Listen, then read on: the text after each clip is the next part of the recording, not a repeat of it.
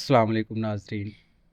नाज़रीन अज साढ़े कोलों एक थल दा जिवें समझो कि कीमती हीरा मौजूद न। साबिक एमपीए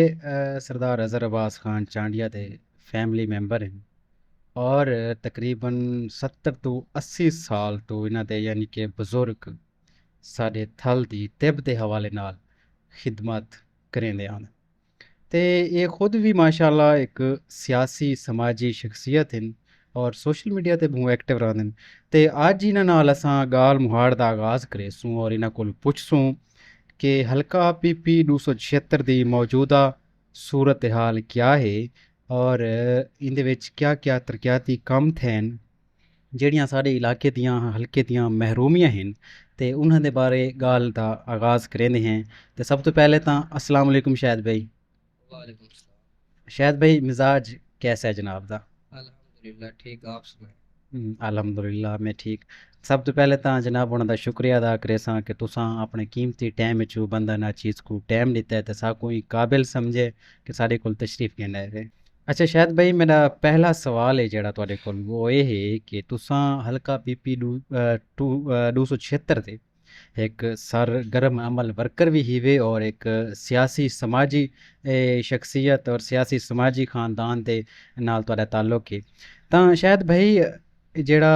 मौजूदा एमपी साढ़ा है ही टाइम हल्का पीपी 276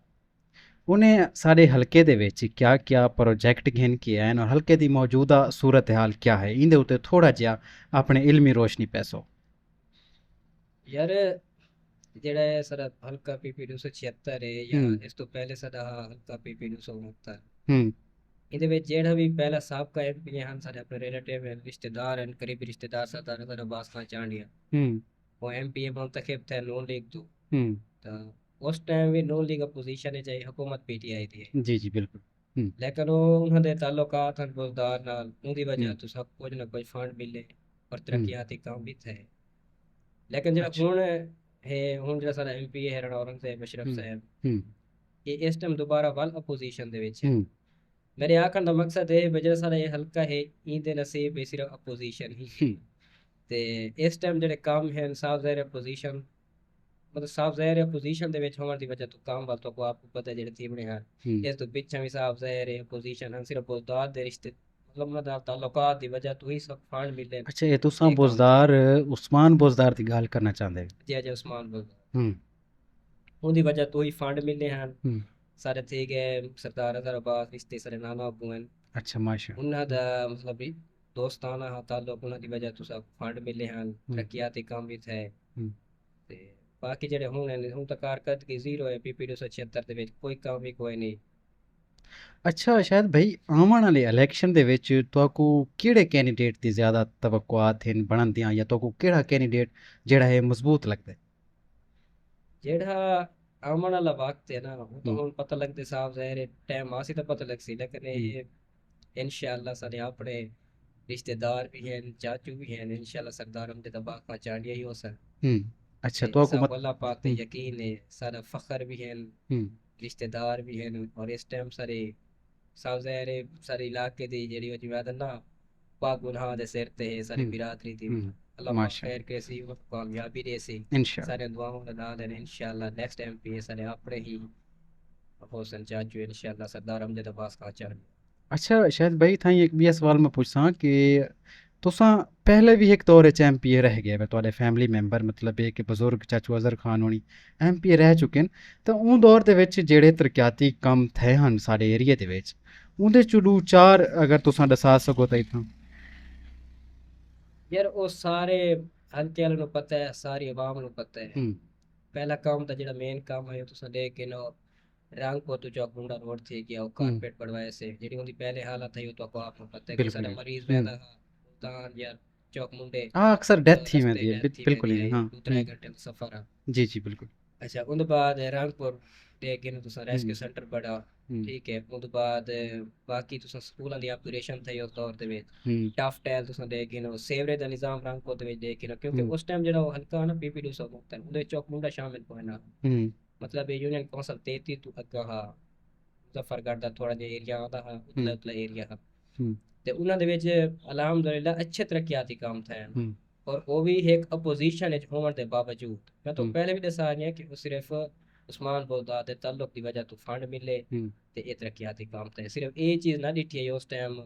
सारे बुजुर्ग हम्म भई यार मैं लीग छां ते पीटीआई वाले कोल गिंदा पिया सिर्फ उन्हें ये चीज़ दिखा कोई इलाके दे विच तरक्याती काम होने चाहिए हम्म। क्योंकि अब अवाम उस टाइम इतमाद कीता अच्छा जे वेले ਉਹ ਨੂਨ ਲੀਗ को छोड़ के पीटीआई च तशरीफ घिन गए ਹਨ ਤਾਂ ਤਦਣ ਵੀ ਆਵਾਮ ਨੇ ਕਾਫੀ ਤੰਜ਼ ਵੀ ਕੀਤਾ ਲੇਕਿਨ ਜਿਵੇਂ ਤੁਸੀਂ ਦੱਸਦੇ ਪਏ ਮੇਰੇ ਸਮਝਣ ਤੱਕ ਤਾਂ ਉਹ ਜਸਟ ਇੱਕ ਇਲਾਕੇ ਵਾਸ ਉਹਨਾਂ ਨੇ ਕੁਰਬਾਨੀ ਦਿੱਤੀ ਹੈ। उन्हें साफ ज़ाहिर है उन हम्म इलाके वास्ते कुर्बानी दी तो लोग केड़ी चीज़ दी ज़रूरत है बिल्कुल ही भाई नून लीग को छोड़ के हम्म पीटीआई च वजना हम्म अगर वो बहन तो साफ ज़ाहिर है इस टाइम वालों पीटीआई का इलेक्शन ही लड़ना ना क्योंकि हर कहीं को पता है इस टाइम पीटीआई का हम्म अरूज है हम्म लेकिन उन्हें इलेक्शन ਦੇ ਵਿੱਚ ਸਾਫ ਜ਼ਾਹਿਰ ਹੈ ਜਿਹੜਾ ਪਿਛਲਾ ਦੌਰ ਹੈ ਪੀਟੀਆਈ ਦਾ ਅਰੂਜ ਹੈ ਜਿਹੜਾ ਸਭ ਐਮਪੀ ਹਨ ਪੀਟੀਆਈ ਦੀ ਵਜ੍ਹਾ ਤੋਂ ਹੀ ਬਣਨ ਇਹ हम्म ਤਾਂ ਮੇਰੇ ਹਿਸਾਬ ਤੋਂ ਇਹਨਾਂ ਦਾ ਟੋਟਲ ਵੋਟ 8000 ਹੈ ਤੇ ਇਤਨਾ ਤਾਂ ਜਦ 8000 8000 ਵੋਟ ਹੈ ਇਹਨਾਂ ਦਾ ਟੋਟਲ। मैं यकीन ना अदा कर इलेक्शन इलेक्शन कराया वजना आजाद उम्मीद उस हम्म आजाद उम्मीद लड़ा दिता वजन जो समा चांडिया को हम्म तेरा औरंगजेब बशरफ को हम्म ਤੇ ਇਸ ਟਾਈਮ ਮੈਂ ਯਕੀਨ ਨਾਲ ਕਿਹਾ ਮੈਂ ਹਲਫਾ ਨਾ ਆਖ ਸਕਦਾ ਕਿ ਅਮਜਦ ਖਾਨ ਦੇ ਮੁਕਾਬਲੇ 'ਚ ਆਜ਼ਾਦ ਉਮੀਦਵਾਰ ਦੀ ਹਸੀਅਤ ਤੇ ਸਿਰਫ 8000 ਵੋਟ ਵੀ ਨਹੀਂ ਗਿਣ ਸਕਦਾ ਇਹ ਜਿਹੜਾ ਵੋਟ ਵੀ ਪੇ ਸਿਰਫ ਪੀਟੀਆਈ ਦੀ ਵਜ੍ਹਾ ਤੋਂ ਇਹਨਾਂ ਕੋ ਪੇ ਔਰ बिल्कुल ਸਾਫ ਜ਼ਾਹਿਰ ਹੈ ਜਿਹੜਾ ਦੌਰ ਹੈ ਪੀਟੀਆਈ ਦੀ ਟਿਕਟ ਚੈੱਕ ਵੀ ਮਿਲੀ ਉਹ ਸਾਫ ਜ਼ਾਹਿਰ ਹੈ ਕਾਮਯਾਬ थे अच्छा शायद भाई ये राणा साहब होनी फर्स्ट टाइम एमपी ते है नहीं या पहले भी बनते रह गए? ਇਹ ਪਹਿਲੇ ਮਿਊਨਿਸਪਲ ਕਮੇਟੀ ਦੇ ਚੇਅਰਮੈਨ ਇਹਨਾਂ ਦਾ अच्छा ਭਾਈ ਹੈ ਰਾਣਾ ਜੁਨੇਦ ਅਸ਼ਰਫ म्यूनसिपल हम्म कमेटी का साबका चेयरमैन है हम्म ये भी बड़े हैं काउंसलर उस टाइम हम्म, इलेक्शन लड़े हैं कासिम मजरा के मुकाबले लेकिन हार गए अच्छा कासिम मजरा एमपी मुंतखब था हम्म चौकुंडा दे एरिया हम्म। अच्छा साढ़े ਜਿਹੜਾ ਸਾਬਕਾ ਹਲਕਾ ਹੈ 2018 ਤੋਂ ਜਿੱਥਾਂ ਤੁਸਾਂ ਮੁੰਤਖਬ ਥਿਆ ਹੋਵੇ ਤਾਂ ਉਹ ਹਲਕਾ ਦੋ ਹਿੱਸਿਆਂ 'ਚ ਤਕਸੀਮ ਥੀ ਚੁੱਕੇ। ਇੱਕ ਹਲਕਾ ਮੁਜ਼ੱਫਰਗੜ੍ਹ ਦੇ ਏਰੀਏ 'ਚ ਆ ਗਏ, ਇੱਕ ਉਹਦਾ ਹਾਫ ਪਾਰਟ ਜਿਹੜਾ ਹੈ ਕੋਟਦੂਏ 'ਚ ਆ ਗਿਆ।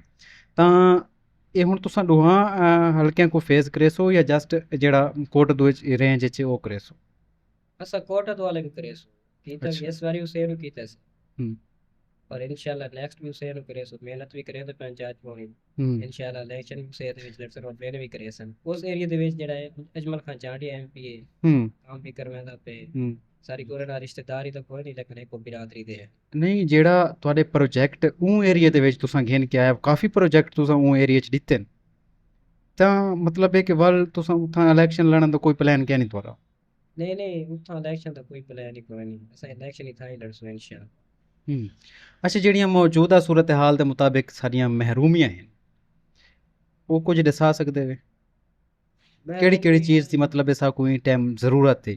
ਸਾਡਾ ਜਿਹੜਾ ਇਹ ਹਲਕਾ ਹੈ ਨਾ ਪੀਪੀ 276 ਹੂੰ ਇੱਥਾ ਜਿਹੜਾ ਸਭ ਤੋਂ ਮੇਨ ਮਸਲਾ ਹੈ ਉਹ ਹੈ ਪਾਣੀ ਦਾ ਪਾਣੀ ਤਾਂ ਅੱਛਾ ਟੋਟਲ ਨਮਕੀਨ ਹੈ ਸਾਰੇ ਤਾਂ यूनियन कौंसल जितनियां भी हैं मतलब हम्म त्रै चार यूनियन कौंसल हैं जितना सा फील्ड करे ने हम्म टूरते रहने हम्म टोटल पानी नमकीन है हम्म अच्छा दूजा ये तालीम का इतना बहुत बड़ा मसला है हम्म चौक मुंडे दे गिनो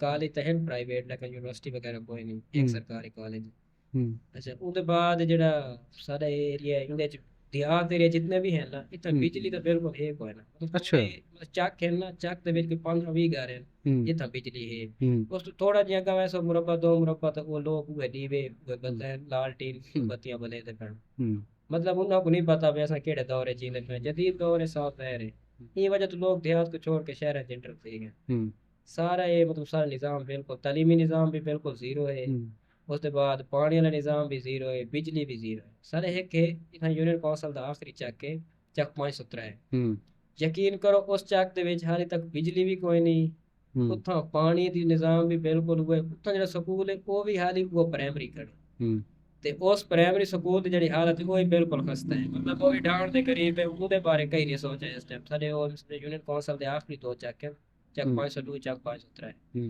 ਉਹਨਾਂ ਦੋਹਾਂ ਦਾ ਬਿਲਕੁਲ ਜ਼ੀਰੋ ਹੈ ਮਤਲਬ ਕੋਈ ਨਿਜ਼ਾਮ ਨਾ ਤਾਲੀਮੀ ਨਿਜ਼ਾਮ ਨਾ ਕੋਈ ਪਾਣੀ ਦਾ ਨਾ ਕੋਈ ਬਿਜਲੀ ਦਾ हम्म ਬਾਕੀ ਵੀ ਟੋਟਲ ਏਰੀਆ ਹੀ ਹੋਈ ਹੈ ਬਸ ਮਤਲਬ ਚੱਕ ਦੇ ਕੋਈ ਮੇਨ ਘਰ ਹੈ ਨਾ ਚਾਰ ਪੰਜ ਉਹਨਾਂ ਦੇ ਘਰ ਬਿਜਲੀ ਹੈ हम्म ਔਰ ਮੇਨ ਗੱਲ ਹੈ ਕੋਈ ਫਿਲਟਰੇਸ਼ਨ ਪਲਾਂਟ ਕहीं ਚੱਕ ਦੇ ਵਿੱਚ ਕੋਈ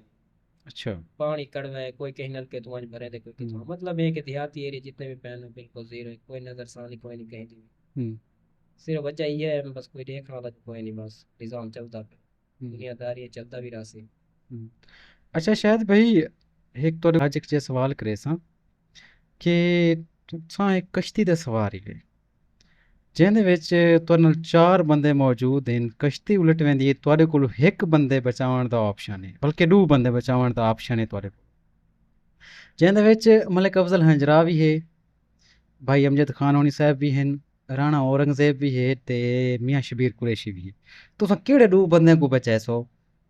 तुहाडे कोल सिर्फ 2 तो ऑप्शन है कि तुहाडे कोल जेह्ड़ी जगह है जस्ट 2 बंदे को बचाउण दी तुसां केह्ड़े 2 को बचाए सो सोच समझ के पहली गल तो ये मेरे को कश्ती को डर लगदा अच्छा फर्ज करो तो को बिल्हेंदा नहीं से जस्ट फर्ज करें देता है ते दूजी गल है अगर हम्म मेरे को अल्लाह से मौका भी दिता ना हम्म ते साफ ज़ाहिर है सारे बुजुर्ग हैं मतलब कब्जा नजर आ हम्म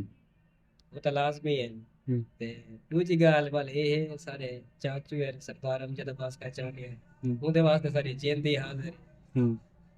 ते साफ ज़ाहिर है दू तिला बेहतरी जवाब शरीक मेरी मेरे हम्म तो सारे अपने फखर हैं सारी जेंद हैं सारी जान है चाचू हैं सारे वो तो ऐसा जान ही दे सकते हैं वास्ते माशा ये दो ही हैं सारे ऑप्शन हम्म लेकिन मेन ये मेरे को आपको कहने डर लगते बहुत ज्यादा डर लगते कश्ती को अच्छा ऑप्शन तुसां दे सारे 3 बंदे तुसां 2 बचावने उंदे विच तुसां भी शामिल हो मैं शामिल तो साहब जरा वाला अमजद खान चांडिया तो मैं ही होसू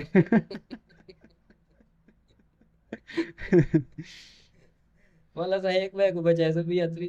तो कोई नहीं आना साहब दे अच्छा जी नाजरीन ਇਹਦੇ ਨਾਲ ਹੀ ਤੁਹਾਡੇ ਕੋਲੋਂ ਇਜਾਜ਼ਤ ਮੰਗਦੇ ਹਾਂ ਇਨਸ਼ਾਅੱਲਾ ਨੈਕਸਟ ਵੀਡੀਓ 'ਚ ਮਿਲਦੇ ਹਾਂ ਆਪਣਾ ਖਿਆਲ ਰੱਖੋ ਅੱਲਾ ਹਾਫਿਜ਼